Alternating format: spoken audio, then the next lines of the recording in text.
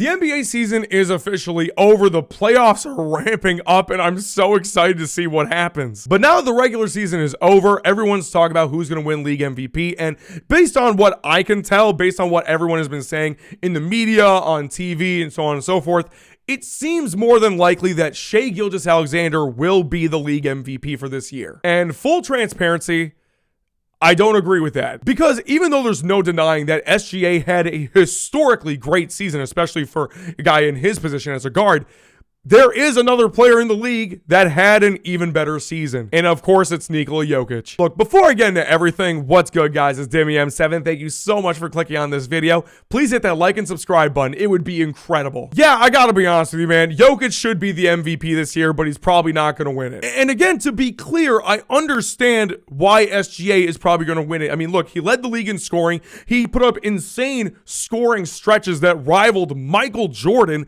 and his team did great. They had the best record in the Western Conference by a mile. I'm not trying to take anything away from the guy, but in my opinion, Nikola Jokic had a much more impressive season. The MVP award is the most valuable player award, and I just don't understand how anyone could make the argument that there's a player out there more valuable to their team than Nikola Jokic. It's not close. I'm not going to go over any of the advanced stats that Jokic leads the league in. I'm not going to go over any of the big crazy games that he put up this year, like the 60-point triple-double or the 35-24-20 game, whatever that was. That was a crazy, crazy game. Instead, I'm just going to boil this down to two main reasons why Jokic, in my opinion, should be the league MVP this year. The first reason is the fact that Jokic ended the season averaging a triple-double, which only two other players in NBA history have ever done. You know who they are. It's Oscar Robertson and, of course, Russell Westbrook. But it's not just a triple-double, because listen,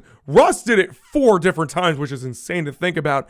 But Jokic not only had the triple-double, but he had insane shooting splits and efficiency as well. Jokic's season averages in shooting percentages 57% from the field, 42% from 3, and 80% from the free throw line. I mean, we always gush over players that finish the season with a 50-40-90, but Jokic did a 57, 42, and 80. That's just as impressive, because he did that while scoring 30 points per game. I mean, I get SGA led the league in scoring with about 32. Jokic had 30. It's not that much of a difference. But it's the second reason. It's the second point that I want to make that I believe really stands out in terms of why Jokic should be the league MVP. Because SGA led the league in scoring this year. That was great. See, for any basketball player anywhere, there are 5 main statistical categories that everyone pays attention to, that everyone cares about in every single game. It is points, rebounds, assists, steals, and blocks. Those are the 5 categories. SGA led the league in points per game.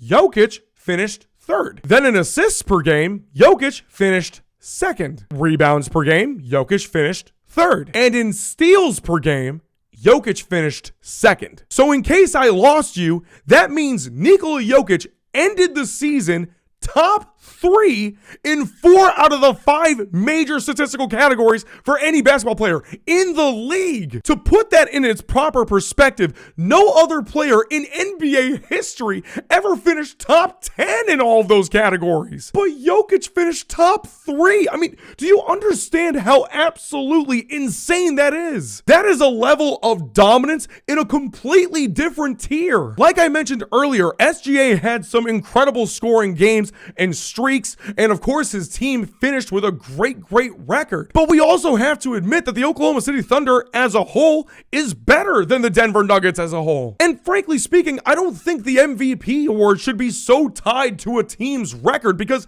it's not just the one player, it's their whole team. The MVP is for one player, the most valuable player in the entire league, and that is Jokic. To finish top 3 in the entire NBA in points per game, rebounds per game, assists per game, steals per game, I mean, that is just unheard of. And I'm not even bringing up some of the advanced stats that Jokic ended up leading the league in, like player efficiency rating, or box plus minus, or value over replacement player. I'm not even talking about that stuff. The fact of the matter is, Jokic had one of the greatest single seasons for any player in NBA history. It's a season that I think compares so well with even Michael Jordan's best seasons or Wilt Chamberlain's when he averaged 55. Like I mentioned earlier, I'm not taking anything away from SGA or the season that he had. He did some remarkable and crazy things. But Nikola Jokic had an NBA season that was even more remarkable and even more crazy. I also have to bring this up as a side note because I do think it's extremely relevant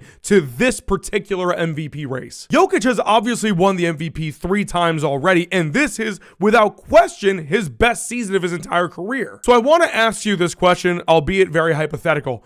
If Jokic hadn't won a league MVP up to this point, do you really think that there would be an MVP race right now? My answer is absolutely not. This would be Jokic unanimously as MVP. I'll even take it a step further. If Jokic didn't win MVP last year, he would absolutely be the front runner this year. But unfortunately, narratives do matter quite a bit when it comes to the MVP award, and also what you've done before matters a whole lot. He should win the league MVP this year, and he's not going to. Please let me know in the comments what you think about the entire MVP race. And until next time, peace.